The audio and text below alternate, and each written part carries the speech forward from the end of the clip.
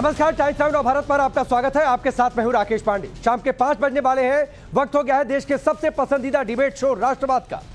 क्या देश में कुछ तथाकथित मौलानाओं का काम सिर्फ मुसलमानों को भड़काना है? क्या मुसलमानों को भड़काने के लिए अब आरएसएस जैसे हिंदू संगठनों को आतंकी संगठन कहा जा रहा? सवाल यह भी है कि प्रयागराज से लेकर शिमला तक अवैध मदरसे और मस्जिद पर एक्शन से भाईजान को टेंशन क्यों है? मौलाना तौकीर रजा ने एक बार फिर से विवादित बयान दिया है। तौकीर रजा ने आरएसएस, विश्व हिंदू परिषद और बजरंग दल को आतंकी संगठन बताया। वहीं वक्फ बिल के विरोध के बहाने मुसलमानों को भड़काने और उकसाने का काम किया है। शिमला में अवैध मस्जिद को गिराने की हिंदू संगठनों की मांग के बीच ओवैसी भी विवाद में कूदा है। मोहब्बत की दुकान में नफरत ही नफरत की बात कहकर ओवैसी क्या अवैध को वैध बताने की कोशिश कर रहे हैं? क्या वैध अवैध में भी सियासतदानों को सिर्फ मजहब दिखता है? आज इसी मुद्दे पर डिबेट, लेकिन पहले रिपोर्ट दी।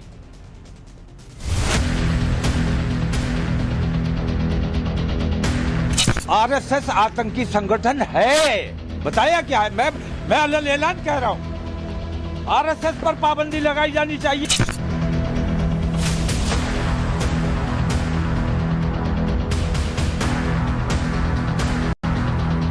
बताता तो अपने आप को मौलाना है और काम इसका सिर्फ भड़काना है।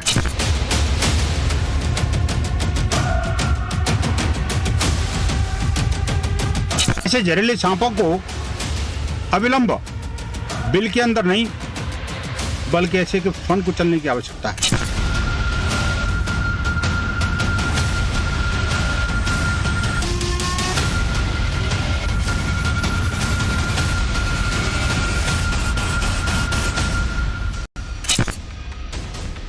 इत्तेहादे मिल्लत काउंसिल के प्रमुख मौलाना तौकीर रजा जब भी बोले, जुबान से हिंदुओं के लिए नफरत और जहरीले बोल ही निकले।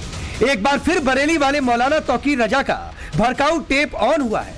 अब की बार तौकीर रजा के निशाने पर हिंदू संगठन है। तौकीर के नफरती एजेंडे में आरएसएस है, विश्व हिंदू परिषद है। हिंदू और संगठनों से इतनी नफरत है कि मौलाना तौकीर के सियासी चश्मे में आरएसएस आतंकी संगठन दिखता है। आरएसएस आतंकी संगठन है, बताया क्या है? मैं अलग ऐलान कह रहा हूं, आरएसएस पर पाबंदी लगाई जानी चाहिए, विश्व हिंदू परिषद पे पाबंदी लगाई जानी चाहिए, बजरंग दल पर पाबंदी लगाई जानी चाहिए। अगर हुकूमत को मुल्क में अमन व अमान बरकरार रखना है और मुल्क में तरक्की और खुशहाली का काम करना है तो इन तमाम ऐसे आतंकवादी संगठनों पर पाबंदी आयद होनी चाहिए। आरएसएस को आतंकी संगठन बताने से पहले मौलाना तौकीर रजा अपना तुष्टीकरण का चश्मा बदल लेते तो अच्छा होता, क्योंकि जो होता है वो तौकीर रजा जैसे कट्टर मौलानाओं को दिखता नहीं। क्योंकि जब देश में आपदा आती है आरएसएस के लोग ग्राउंड पर होते हैं। किसी की मदद करनी है तो आरएसएस वाले पहले जाते हैं। संस्कृति, धर्म, विरासत जिसे भी बचाने की बात आती है वहां संघ खड़ा होता है। लेकिन मौलाना तौकीर को आरएसएस के खिलाफ मुसलमानों को भड़काना है तो आरएसएस आतंकी संगठन दिखता है। संघ पर ऐसे आपत्तिजनक बयान के बाद हंगामा हो गया। विश्व हिंदू परिषद ने मौलाना तौकीर रजा पर करारा पलटवार करते हुए तौकीर रजा को नफरत फैलाने वाला मौलाना बताया। साथ ही कह दिया कि ऐसी जहरीले सांपों का फन कुचलना जरूरी है। तौकीर रजा, इसका नाम लेते के साथ ही लोगों को समझ में आ जाता है कि ये बताता तो अपने आप को मौलाना है और काम इसका सिर्फ भड़काना है। इस्लामिक जिहादी फोर्सेस को उकसाना, उनको आतंकवाद के लिए प्रेरित करना, उनको मानसिक और अनेक प्रकार की सहायता प्रदान करना, ये मौलाना की फितरत में है।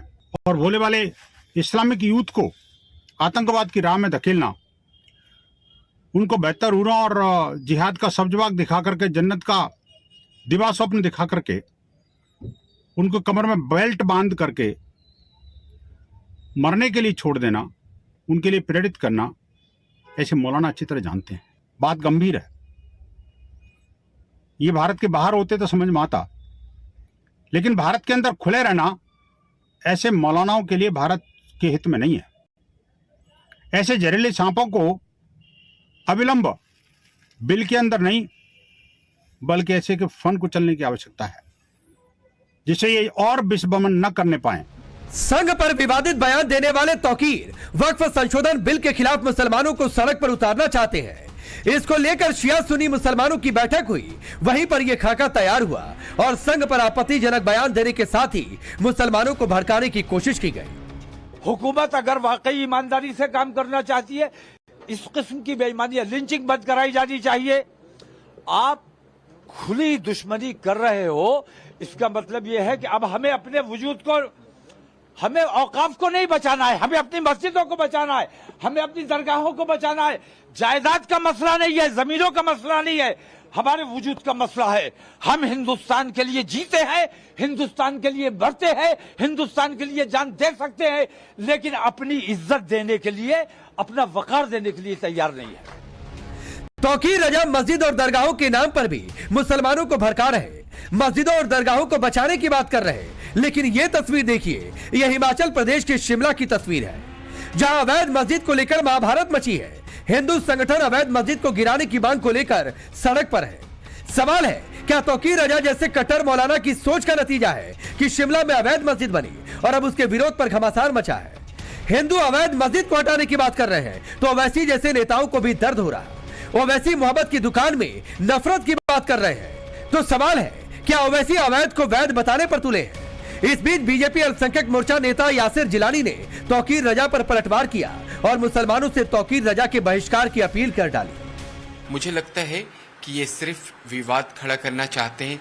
इनका तो कुछ होना जाना नहीं है, लेकिन कौम के ऊपर ये सवाल खड़ा कर देते हैं। मैं अल्पसंख्यक वर्ग के मुस्लिम समुदाय से अपील करूंगा कि आप तौकीर रजा जैसे घृणित और नफरती लोगों का बहिष्कार करें, जो इस तरीके से समाज में आग लगाने का काम कर रहे हैं।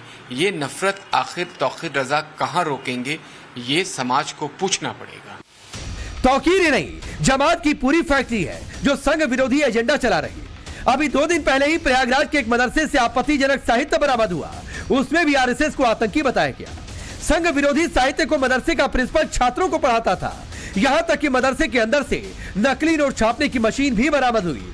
अब इस मदरसे को सील कर दिया गया है। देश विरोधी मदरसे में बुलडोजर चलाने की तैयारी है, लेकिन सवाल है, अवैध मदरसे पर एक्शन, लेकिन भड़काऊ और कट्टर भाईजान और मौलानाओं को दर्द क्यों? सवाल यह भी कि देश में नफरत फैलाने वाली कट्टर सोच पर कब एक्शन होगा? सवाल यह भी है कि संघ सियासत से दूर है तो फिर उसके नाम पर भड़काऊ पॉलिटिक्स क्यों की जा रही? सबसे बड़ा सवाल कि मुसलमानों को भड़काकर क्या सियासी रोटी सेकने का काम हो रहा? ब्यूरो रिपोर्ट, टाइम्स नाउ नव भारत।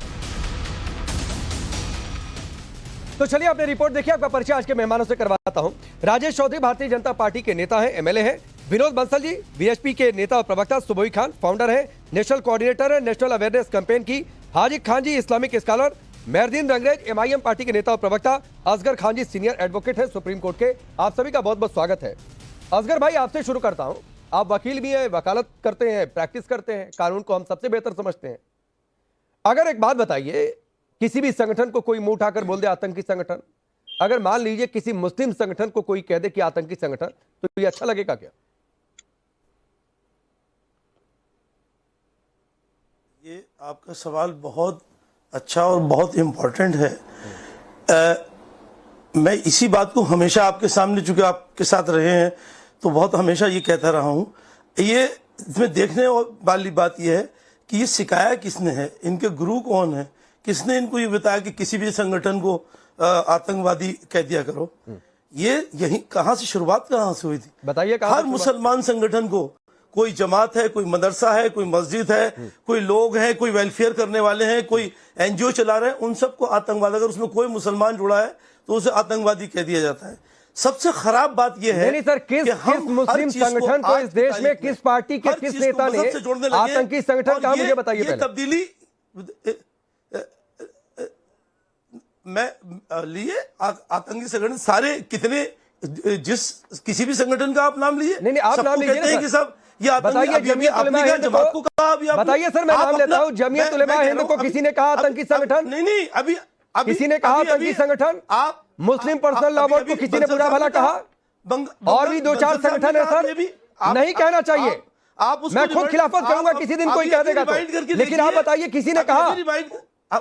मैं नहीं, मैं कह रहा हूं, अभी आपने भी कहा, बंसल साहब ने भी कहा, आप अभी रिवाइंड करके देखिए। मैंने कब कहा साहब ये जमाती संगठन, ये आतंकी लोग हमेशा आतंकी मानसिकता, मैंने देखिए। नहीं, मैंने कब कहा? एक मिनट इन चीजों को मजहब से नहीं। अरे सुनिए विनोद बंसल जी, अपनी बात कहने के लिए है। असगर भाई, मैंने कब किस आतंक संगठन को आतंकी संगठन बोल दिया, बताइए। नहीं, आपने कहा, आपने भी कहा। अब अरे भाई, अभी जमात को आप जमात और मदरसे को क्या बताना चाह रहे थे? क्या आप जमात और मदरसे? हमने कहा कि मदरसा आतंकी संगठन है। नहीं, मैंने कब कहा अभी जमात कि मदरसा आतंकी संगठन है? मैंने कहा क्या कभी? क्या बोलते हैं? नहीं, अभी अरे भाई, अभी आप सब उसको ये बताना चाह रहे थे कि इसमें ये रहते हैं आतंक से ज्यादा, इसमें आतंकी मानसिकता के लोग हैं। सुनिए असगर खान सर, नकली नोटों की मशीन लगी। आपने विनोद बंसल को कोट किया, वो अपने हिस्से का जवाब दे देंगे। 1 मिनट सुनिए सर, नहीं 1 मिनट नहीं, असगर खान जी 1 मिनट नहीं। सर आप वकील हैं और सुप्रीम कोर्ट में ऐसी वकालत करते हैं क्या? अरे साहब, मेरी बात नहीं, असगर खान, सुप्रीम कोर्ट में आप ऐसी वकालत करते हैं क्या? ऐसी दलीलें रखते हैं माननीय जजों के सामने? आपको कभी जरूरत पड़ेगी मैं तो चैलेंज करता हूं असगर खान, आपको कभी जरूरत पड़ेगी तो बताएंगे कैसे? नहीं, मुझे जरूरत नहीं है, भगवान ना करे कि मुझे कभी जरूरत पड़े, लेकिन ऐसी बातें मत कहा करिए जो एकदम आउट ऑफ द रिकॉर्ड हो कि हमने कब किसी संगठन को आतंकी संगठन बोल दिया। मैं अच्छा चलिए ना, मैं आपको आतंकी कहते हैं। असगर खान, मैं आपको चैलेंज दे रहा हूं, आप अभी रिवाइंड कर लीजिए या जो मनो करिए, आप प्रूफ दिखा दीजिए। असगर खान प्रूफ दिखा दीजिए। विनोद बंसल अपने हिस्से का जवाब दीजिए, फिर राजेश जी के पास जाऊंगा। प्रूफ क्या? अरे भाई, सारे सामने। देखिए राकेश जी, ये अपने आप में घिर गए। अब देखिए कि एक तो कहने को तो है ये बेसिकली वकील, लेकिन वकालत करते हैं किसकी, ये सामने नजर आ गया सामने। आप पहले से मैं एक बात कहना चाहता हूँ, देखिए ये जो तौकीर रजा है, जो अब दूसरों को आतंकवादी घोषित करता फिर रहा है, आतंकवाद के सर्टिफिकेट बांट रहा है, उनसे पूछिए कि 2010 के बरेली दंगों में किसको आरोपित किया गया था, ये जमानत पर रिहा हुआ था कि नहीं हुआ था? ये मौलाना जो है ना, 2022 में हिंदुओं को भारत में कहीं भी छुपने की जगह नहीं मिलेगी, ये बात कही थी कि नहीं कही थी इसने? ज्ञान वापी पर भगवान शंकर का अपमान किया था कि नहीं किया था इसने? जहांगीरपुर दंगे में, जहांगीरपुर में जब हिंसा हुई थी, हिंदुओं पर आक्रमण हुए थे, तो उस समय इसने क्या कहा था पता है? कि मोदी जो धृतराष्ट्र है और महाभारत जरूर होगा, मुसलमान अगर सड़क पर आए तो कोई रोक नहीं पाएगा। और बता दूं आपको, देखिए नागरिक संशोधन बिल पर जो है, नागरिकता संशोधन बिल पर इसने क्या कहा था कि बिल पास अगर कर लिया तो गलियों में खून बह जाएगा, दंगे फसाद हो जाएंगे, और इसमें मुस्लिम और दलित उनके साथ देंगे। आप सोचिए, तस्लीमा नसरीन का सिर काट लेने के बारे में 12 बयान किसका था? ये आखिरकार उसने कहा था कि 5 लाख रुपए के इनाम की घोषणा की थी इसने, इसी मौलाना की। ठीक है सर, ठीक है। अब मैं राजेश जी के पास जा रहा हूं, क्योंकि आपने मौलाना तौकीर राजेश जी, बरेली में, उत्तर प्रदेश में डबल इंजन की सरकार, कई सारे स्टेटमेंट दोहरा दिए विनोद बंसल जी ने। ऐसे किसी आदमी को कैसे खुली छूट मिल जाती है कि कोई आरएसएस को आतंकी संगठन, वीएचपी को, बजरंग दल को आतंकी संगठन बता दे और सरकार देख रही है? देखिए, तौकीर रजा का इतिहास रहा है, वो समाज में शांति स्थापित नहीं होने देना चाहते। आज जिस तरह से पूरे देश के अंदर आतंकवाद अपनी अंतिम सांसें गिर रहा है, मोदी जी के नेतृत्व में जो आतंकवाद पर प्रहार हुआ है, ये दोबारा से कुछ नौजवानों को भड़का करके आतंकवाद की तरफ प्रेरित करना चाहते हैं। ऐसे तो किसी की देश में आतंक फैलाने की हिम्मत हो नहीं रही है, पर तौकीर रजा जैसे लोग आतंकवादी ही पैदा करना चाहते हैं। इनकी जो वैचारिक स्थिति है वो आतंकवाद जैसी ही है, और समय समय पर इनके खिलाफ कार्रवाई भी हुई है, समय समय पर होती रहती है। लेकिन फिर भी मानते नहीं आज आरएसएस को, जिसे बीजेपी अपना मात्र संगठन बताती है, आप लोग गौरवान्वित होकर कहते हैं कि हम आरएसएस से है, उसी आरएसएस को आतंकी संगठन। अब इनके कहने से आतंकी संगठन थोड़ा हो जाएगा आरएसएस तो दुनिया का सबसे बड़ा सांस्कृतिक संगठन है, सबसे बड़ा राष्ट्रवादी संगठन है, देशभक्त संगठन है। आरएसएस के हर व्यक्ति की एक एक सांस देश के लिए है। लाखों लोग ऐसे हैं आरएसएस के अंदर जो अपना सर्वस्व देश पर न्यौछावर करते हैं, घर परिवार सब छोड़ करके देश के लिए काम करने झोला टांग करके निकले हुए। ऐसे 2 टके के आदमी के कहने से वो आतंकवादी संगठन थोड़ा हो जाएगा। इनके अंदर जहर पड़ा हुआ है, नफरत भरी हुई है। ठीक है, इनके अंदर नफरत भरी हुई है। जैसा कि बंसल जी ने कहा कि इनका फन कुचलने की आवश्यकता है। बाकी ये जो विचारधारा है, ऐसे और भी बहुत सारे लोग। ठीक है, मैं आ रहा हूं। मेहरदीन, आप मौलाना तौकीर के साथ है कि मौलाना तौकीर के खिलाफ है? बिल्कुल, तौकीर रजा साहब ने बिल्कुल अच्छा बयान बताया, और लोगों को यूएन कह रहा, जब हमारे देश के जो अमेरिका जो है, जिसकी बातों को यूएन ने कहा कि बजरंग दल और आरएसएस जो है ये आतंकी संगठन है। हम तो क्या, ये रहा सर, मैं आपको दिखा देता हूँ, देखिए जरा इनको खामोश करिए। कुछ दिखा रहा है अभी इनका पोल पट्टी स्टूडियो में ही खुलेगा, इनका दिखाइए, चलिए दिखाइए ये रहा, दिखाइए।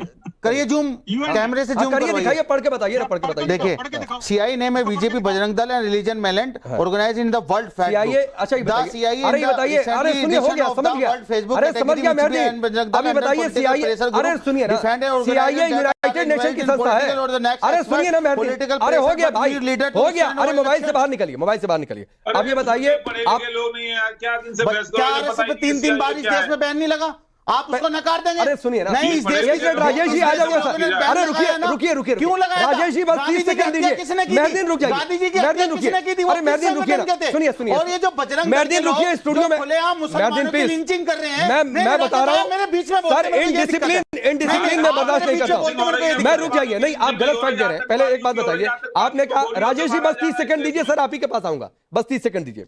आपने कहा यूएन, सीआईए यूएन की संस्था है, बिल्कुल वहीं की है, अमरीका की है, मैंने बताया अलग से। अच्छा अमेरिका मतलब यूएन होता है, अरे अमरीका मतलब यूएन होता है, अरे यूनाइटेड नेशन, अरे सर सुन तो लीजिए, यूएसए होता है, पहले यूएसए और यूएन में फर्क करना सीखिए। अब सुनिए, अब रुक जाइए, अब रुक जाइए, सुनिए सुनिए, मगर आपको तो वो है ना कि मेरी चीज में कमी निकालनी है, कोई नहीं कमी, मैं क्या बता रहा हूँ उसका आप सुनना ही नहीं चाह रहे। ठीक है, मैं आप ही की बात कर रहा हूँ। इन्होंने जो आर्टिकल दिखाया वो आर्टिकल मेरे टैब पर खुला हुआ है, ठीक है, उसकी एक लाइन इन्होंने पढ़ी, अब एक लाइन मैं दूसरी पढ़ता हूं, और उस दूसरी लाइन में मेहरदीन थोड़ा सा पढ़ा करिए सर, कोई अरे मैं पढ़ के ही आया हूं सर, एक तो मैं पढ़ा हुआ ना होता, मेरे पास ना होते फैक्ट तो मैं आपको क्या बताता। सुनिए फिर तो मैं एक जाहिलों की तरफ बहस करता। इसी रिपोर्ट में एक तो सुनिए सर, सुनिए मेहरदीन, सुनिए ना प्लीज, मेहरदीन सुनिए, बजरंग दल के जो मेहरदीन ये अच्छी बात नहीं है, मैं बार बार कहता हूं सर इनडिसिप्लिन, उनका फंड कुछ मेहरदीन इनडिसिप्लिन बिल्कुल बर्दाश्त नहीं है, प्लीज समझा करिए।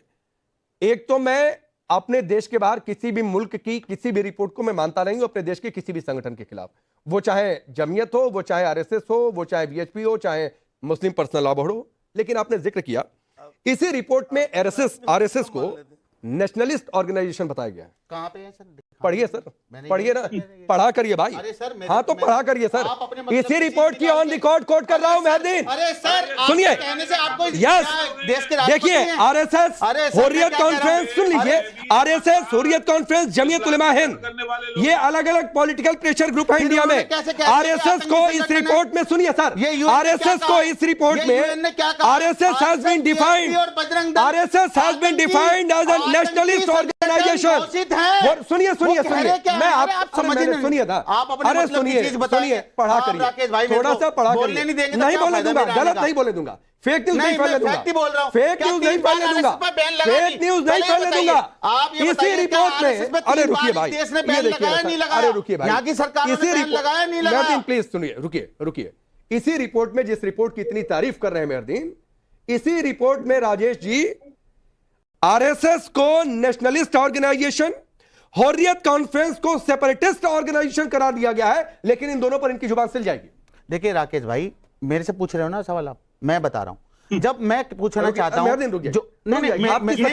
मेरा तो जवाब ही नहीं आया राकेश भाई। मैं कह रहा हूं जो खुलेआम मुसलमानों को गाय के नाम पर मारा जा रहा है, अभी आपने रिपोर्ट एक तो गलत कोट की, नहीं रिपोर्ट आपने गलत कोट किया, रिपोर्ट आपने गलत कोट किया। रुकिए पहले, रुकिए, अभी सिर्फ राजेश जी किया, अरे रुक जाइए, हाँ ठीक है सर, बजरंग दल के मेहरदीन, हमारे देश में मेहरदीन, इन संगठनों मेहरदीन मैं आखिरी, आप ये बताइए, आप कह रहे हैं आरएसएस बहुत बड़ा संगठन है, नहीं, आप ये बताइए चीन पर जाकर लड़िए, अरे चीन से सुनिए ना, पाकिस्तान को खत्म कर दीजिए, चीन को खत्म कर दीजिए। अरे जहां फोर्स, मैं आखिरी बार कह रहा हूं सर, बात कर रहे हैं, अगर आपको स्टूडियो में रह रहा है डिसिप्लिन रखेंगे। आप आरएसएस के गुणगान नहीं कर सकते जिसको 3-3 बार। रुक जाइए सर, राजेश जी एक रिप्लाई, राजेश जी एक रिप्लाई, फिर मैं सुबह के पास जाऊंगा।